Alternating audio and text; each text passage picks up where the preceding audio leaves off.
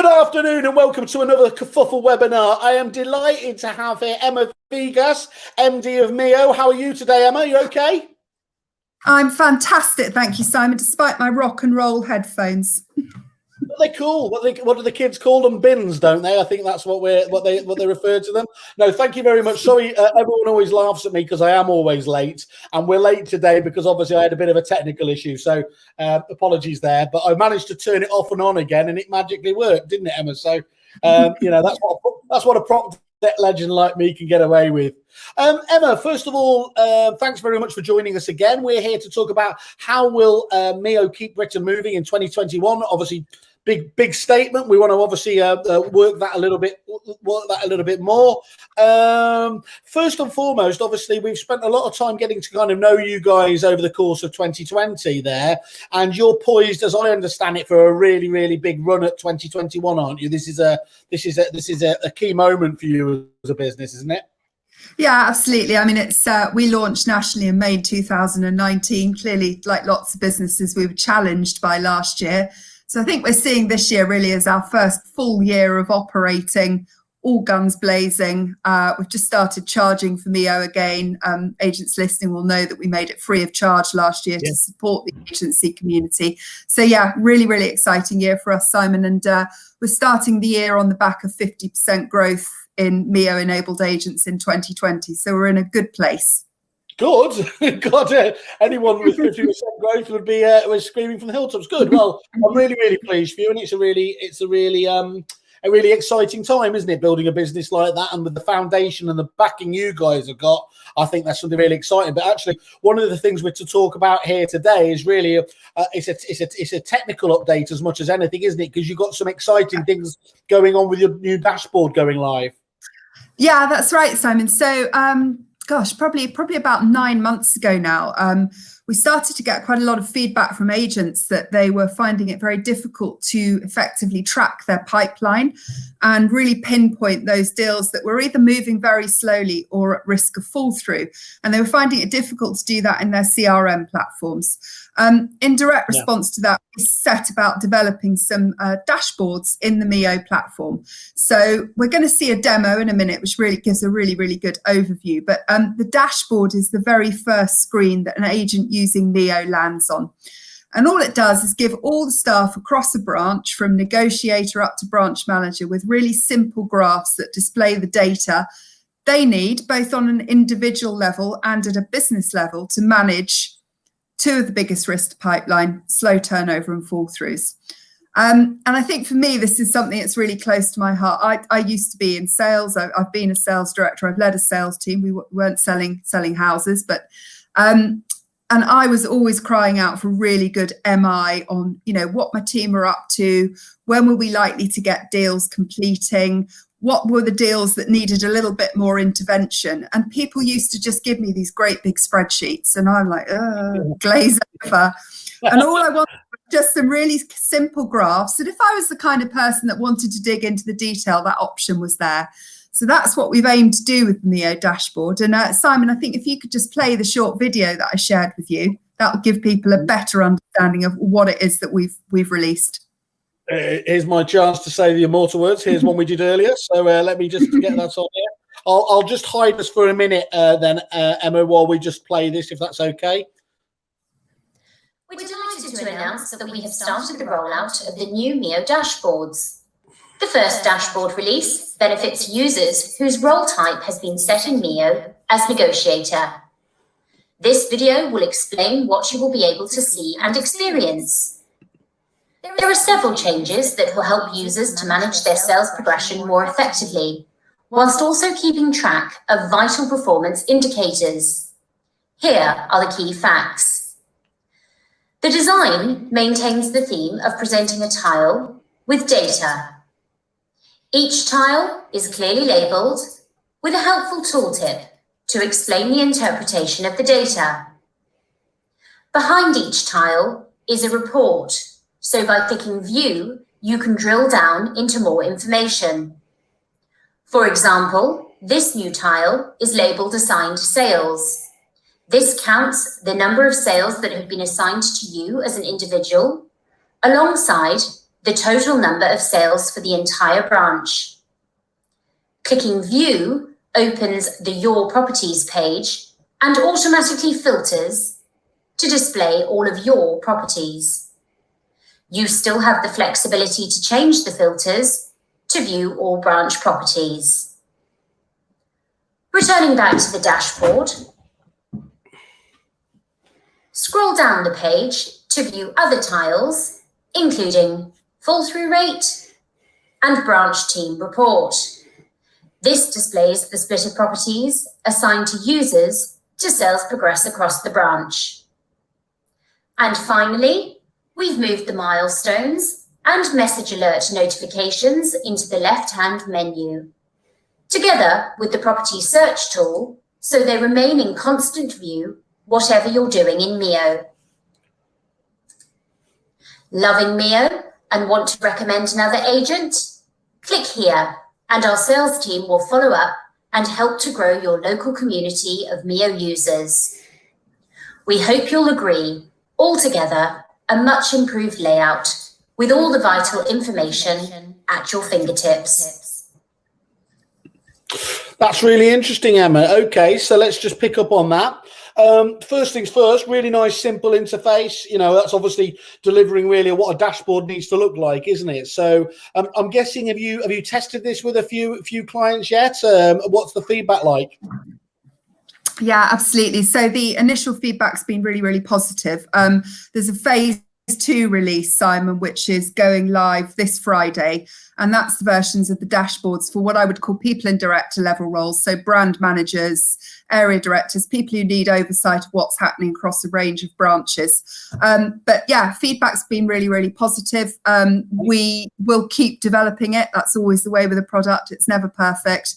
But we're delighted with what's been said so far. I think the really important thing to highlight about that dashboard is that obviously that's updating as a sale is progressing in Mio. And when a sale's progressed in Mio, the key milestone dates will also update. So it's live updates. It's not relying on somebody to go into a spreadsheet and say, oh yeah, I think that's now going to complete on X, Y, Z. It's all being driven by the data in the platform, which should improve the accuracy of forecasting. It can only improve it, can't it? I don't think, I mean, maybe you can't say that, but I certainly can. You know, having better information, better interface, and better data feeds can only help the process, can't it? Yeah, absolutely. I mean, I think salespeople, whatever you're selling, are naturally optimistic. I think you'd go mad if you're a pessimistic salesperson. And I well remember the days when, you know, my manager would say to me, you know, what's the likelihood of getting that deal over the line next month? And I'm like, oh, yeah, of course, you know, we're going to do that and 3 other deals as well. Well, you know, sometimes it's a little bit more accurate. Yeah, you didn't do 2.7 million as you told us you were going to do last month. What I like about it, Emma, is I like the fact, I mean, by definition, a dashboard, you know, obviously it gives you the ability to summarize and get to the important data quickly. And so you've got like key elements in there, like properties that need attention and the fall throughs neatly positioned so that you can hopefully spot anything before it becomes an issue, can't you? Yeah, and I think that's really important. Everybody's flat out at the moment. Everybody's working incredibly hard. It's natural for anybody that when you get stressed, you tend to put your head down, and that makes it really difficult to spot warning signs. So actually just having it on that dashboard, it's very simple. It's at a glance. You know what you've got to look at and you know what you've got to do to respond to that challenge. And I think that's, you know, we're all inundated with data, Simon. You know, you've got your Twitter thing, you've got your LinkedIn thing, you've got your mum texting you, you've got, that gives you the focus. Yeah, yes, it absolutely is. But it's where where data becomes information is the key point, isn't it? When you know, as you said, you mentioned spreadsheets there. It's so easy to lose that vital information in a spreadsheet, whereas that, by definition, that's what the dashboard is about. So yeah, I think it's going to be really interesting to see the feedback on that, and I can imagine that that's going to go down well. I like the way you've broken up the milestones on the left hand side as well. So again, nicely summarized there with with the totals next to it, so you always know exactly where you're up to. And did you say that the update on Friday is going to give managers more of a control and more feedback as well themselves? Yeah, absolutely. So that's giving you an overview of what's underneath, and then obviously you can drill down into it. Again, at a glance information for a brand manager, branch manager, regional director, area director, right up to national director. Great. And but being really boring and pseudo techie, just in terms of the actual that side of things, does it work on all platforms? Is it Apple, Samsung? Have you predominantly just led with Apple at the moment? What's the process? Mio is a web-based platform. So the consumer app is the app part, and obviously that's compatible with all platforms, but Mio itself is just web-based at the moment. Excellent. Well, no, that's what you need, isn't it? Accessible from anywhere, as everyone is. So that's fantastic. So look, loosely speaking, then, Emma, what's your goal? What's your aim? I was going to say personally, but I'm sure that's aligned with the business. What are you hoping from a Mio perspective for the year ahead? So I think in terms of developing the product, we've got 3 key things that we really want to focus on. So the first one is data and integration. Yeah. The data is getting more updates flowing into Mio from conveyancers, surveyors, and mortgage brokers. Right. Every single one of those updates reduces the amount of chasing that agents have to do. Today, about 30% of the properties in Mio are benefiting from more than 3 automated milestone updates. So if it takes an agent 10 minutes to find out what's going on with each of those, we've now saved them 30 minutes. Not much, but it's small progress. And right now, when everybody's under time pressure, that's really important. Integrations, firstly, CRM integrations, really important for us. We haven't tackled that yet. We have a one-way integration with Repit. We've got to get 2-way integrations in place. Yep. And also integrations with other businesses and serve it in terms of we serve up our chain view, and that business shares with us their milestone data. So as an example, a conveyancing firm, we share the chain view with their conveyancers, and we get back in return progress against the conveyancing milestones. So that's a big theme for us. I think just continuing to develop a really good sales progression platform is the second key thing. Yeah. There is so much we could do, Simon. The property transaction is so broken. Yeah. We could go off and try and do 1,000 things. But the reality is we set out to develop a really, really good sales progression platform. Mio's proving that it delivers that. It's proving that it delivers immediate results in terms of just efficiency savings. So helping teams operate better. We've got over 100 customer recommendations backing that up. We've just got to keep listening to what our customers are saying and keep responding to their requests. And it could be something really small. Like, for example, we've just changed the font style on the Mio platform because agents were telling us it wasn't that easy to read. Yet very simple thing. But usability is important, Simon. You know yourself, the platforms you use on a daily basis. If you're losing patience with it after a couple of weeks, you're going to stop using it. So we've got to make sure it's really usable. Yeah.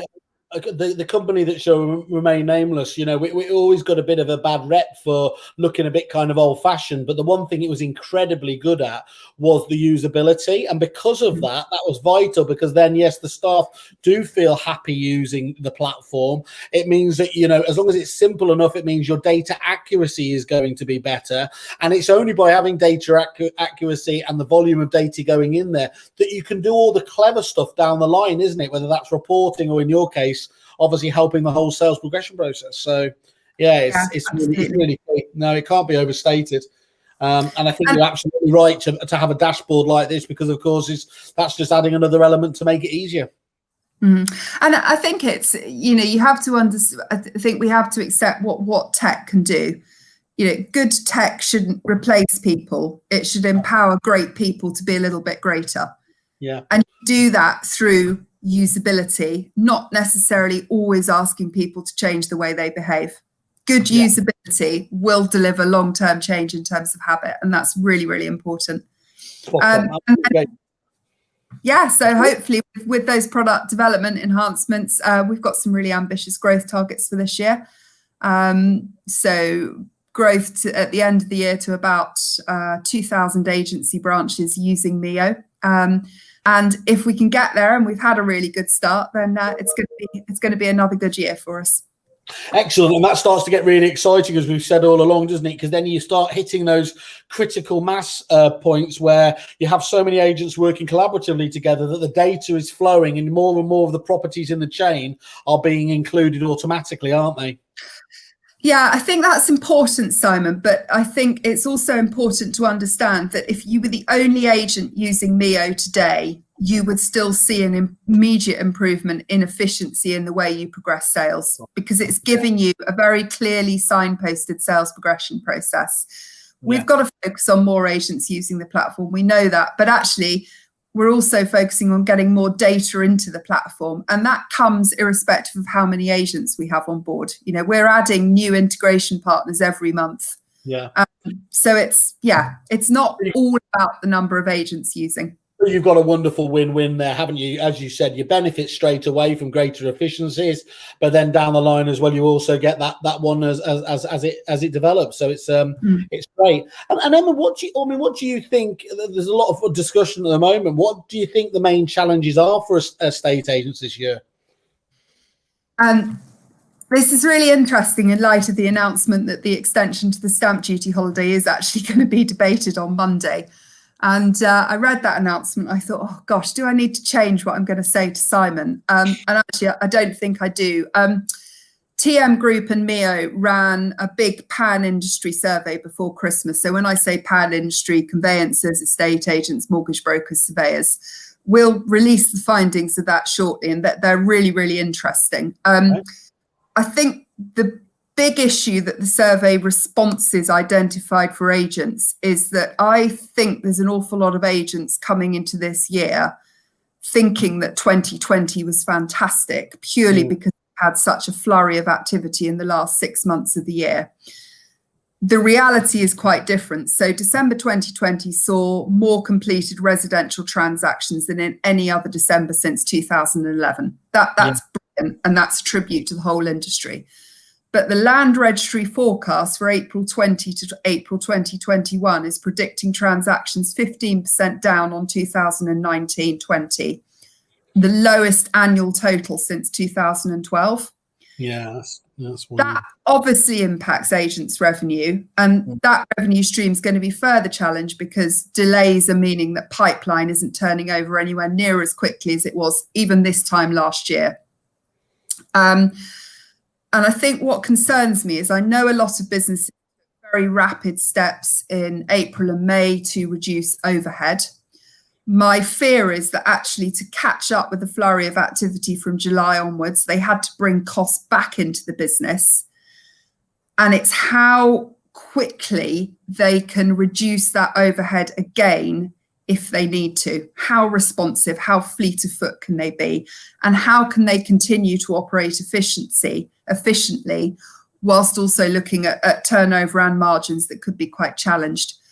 So I think that's going to be a big challenge for 2021. And you know, even if transactions this year are back up to 2019 levels, which I think they will be, it doesn't overcome the fact that we're starting the year 15 to 20% down on turnover.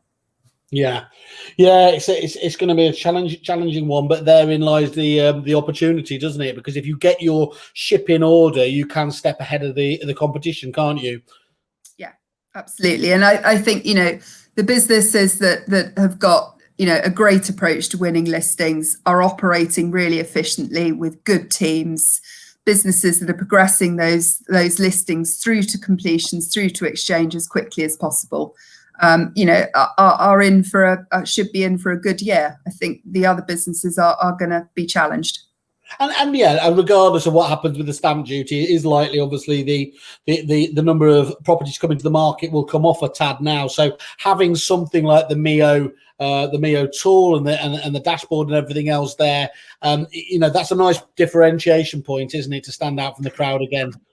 Yeah, definitely. I mean, yeah, using the consumer app as a differentiator, you know, when you're in somebody's living room or you're doing the initial meeting over Zoom, as we now do, Yeah, that's a great way to make your branch stand out from the crowd, but also as well to show to a seller what it is that your branch does to make sure that property goes from being listed to being exchanged as quickly as possible. You can evidence it. We use Mio. It's a great sales progression tool. Oh, and here's our dashboard stats, and they're showing what we're doing. And I think that's really important. And you mentioned we use Mio. Just talk to us. Last time we caught up, you were mid sale of your own home yourself, weren't you? Has that it sounds like a dodgy question, doesn't it? I'm fingers crossed now, praying it's all gone okay. How's it gone? Yeah, so we exchanged on our onward purchase today. Oh, okay, timing, yeah. Okay. Really pertinent that you mentioned that, Simon, because there's so much stuff in the press at the moment about transactions taking a long time and delays and so on and so forth. So we've moved from sale agreed to purchase with 3 properties in the chain in 8 weeks. And that's really surprising, isn't it? In terms of what we're hearing out there, obviously both agents and in the wider marketplace there, to be able to do it in that time is most people would raise an eyebrow at that. I think the key things are, first of all, I've got a reasonably good understanding of how to run the process and what's expected from me as a buyer. But Mio's just produced a guide that estate agents can give to home movers to tell them what they need to do to help things progress. Fantastic estate agent acting for the sellers of the purchase we're buying. In terms of keeping me up to date with what's going on, they've been absolutely brilliant. And also my conveyancer was fabulous. And we're all prepared to work collaboratively. But I think the key thing is that buyers and sellers need to go into this process recognizing that they have a responsibility to help manage it themselves and understanding what they can do to help it move faster. And it's not rocket science. It's just things like, don't sit on that form your solicitors asked you to fill out for a week. Fill it out on the day and get it back to them. Yeah, it's a lot of the power's back in their hands and they need to deliver on it, don't they? That's fun. What else did you take from the whole process? It's horrific. Yeah. This isn't new. I haven't learned this through this move. Every single part of the process is broken in some way. There's not one part where you think that's really smart. That worked really, really well. How did we get to this point, Emma? Is there a simple explanation, or is it literally a derivation of the fact that this is a system that has evolved over not just tens but hundreds of years? I think it's partly due to that, but that doesn't mean to say it should be as difficult to fix as we have lots of systems that have evolved over hundreds of years. They don't all continue to operate with numerous fractures in them. I think the biggest challenge with this is that the process is run by you have 5 different people, 5 different businesses with input, the home mover, the mortgage broker, and systems don't talk to each other, regulators don't talk to each other, trade bodies don't talk to each other. We sit there and we try to fix a little part of the process. So let's fix AML as an example. Well, good, yeah, that's important, but you have to fix it for everybody, not just making it easier for a conveyancer, for example. So it's standing back and taking a view of the whole thing rather than looking at parts in silos. It's proven itself to be, for a long time, to be something that's very, very difficult to fix. I don't believe it's impossible to fix, though. Yeah, it's interesting, isn't it? That often overused phrase at the moment, in this together. We could really do with a bit of that to get things going. It can't be beyond the wit of man, not least because other countries do it so much better, don't they? So anyway, that's for another day. I'm sure. I think they do, but they start with a different process. That's like saying Scotland does it so much better. Well, they do, because their process is different. So let's look at the process and change that, and then you work out how the parts of the process need to operate really effectively. But trying to mend bits of it without changing the process isn't going to work. No, I get that. And you mentioned, obviously, the Mio chain view has had a lot of publicity. What does that mean to an estate agent? Okay, so it's really simple. So agents build the chain in Mio. Takes 5 minutes. I know that agents like it built automatically, but you do have to invest a little bit of time to make a big difference in the future. Once the chain is built, that's then shared, as an example, with the conveyancer. So that's a simple integration between Mio and the platform the conveyancing business is using. We don't ask the conveyancer to change the way they work. The conveyancer doesn't have to use Mio or anything like that. And then every time the conveyancer completes a milestone in the conveyancing process, or the agent completes a milestone at their end, everybody gets updated through that chain view. So every party involved in each transaction in the chain can see exactly what status each transaction is at. Excellent. And as you said, done simply, it's easy for anyone to understand and make decisions off the back of it. Absolutely. And, you know, I really hammer home the point. It's not about asking conveyancers or mortgage brokers or surveyors to change the way they work. Good example of this is, you know, we get updates on when a mortgage valuation has been completed from surveying businesses. That doesn't require a surveyor to go and tick a Mio box in a platform somewhere. The whole lot is automated. And because of that as well, it's a trusted data feed. Yeah. Yeah, sorry, you just went off quiet at the end there. Just oh, so you're back. Okay, good stuff. Okay, good. That's Emma. I think that's a really useful update for us. Obviously, things are still progressing on very nicely there. Obviously, in terms of Mio, and it sounds like a really sensible bit of kit that any agent should be investing on. Do you want to just update people as to how the commercials, how easy it is to get on board with you guys? Yeah, absolutely. Ring us up, contact us, email us, visit our website, arrange a demo. Demo takes about half an hour. If you like what you see, which we think you will do, we can have your team up and running and trained within about 24 hours. Training's really simple, really effective. Once we've got you on board, we've got a fantastic customer service team to answer any questions you have.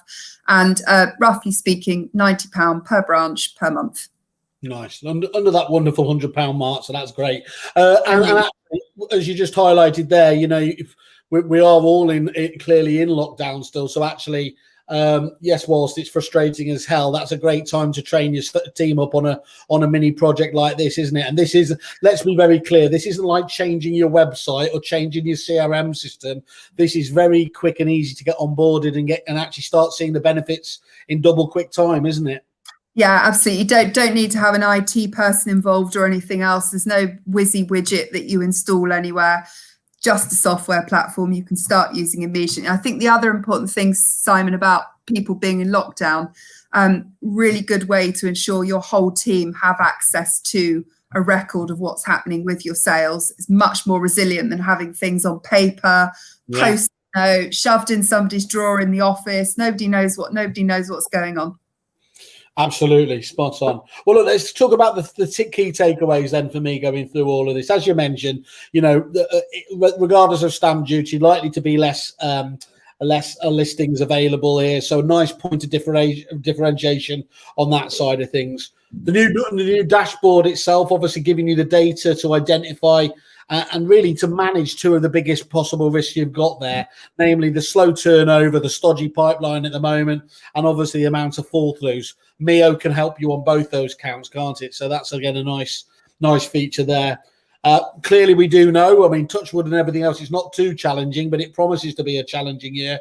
So you need to progress as many sales as possible to completion effectively. And as you've already spoken about before there, Mio is proven to get those efficiency savings into any agency there. And then just, as you said yourself, encourage the conveyancers you refer to work with to integrate with Mio, because every time you're getting better data in there, it really does become, the sum of the parts becomes even greater, doesn't it? Yeah, and I think that's an absolutely critical point of view. And they don't need to change the way they work. I mean, they were going to snort with derision if they sort of thought about saying this is working alongside whatever their practices are at the moment, isn't it? Yeah, absolutely right. Yeah, very simple. Well, look, thank you very much for that. As usual, obviously, keep us up to date. Obviously, I know it won't be too long because you guys are churning stuff out fantastically efficiently at the moment. I wish you all the very best, and although it was quite stressful, best of luck in your new home and everything else there. So, yeah, Emma, thank you very much for today. Please stay in contact with us. Brilliant. Thank you, Simon. Cheers. Bye-bye.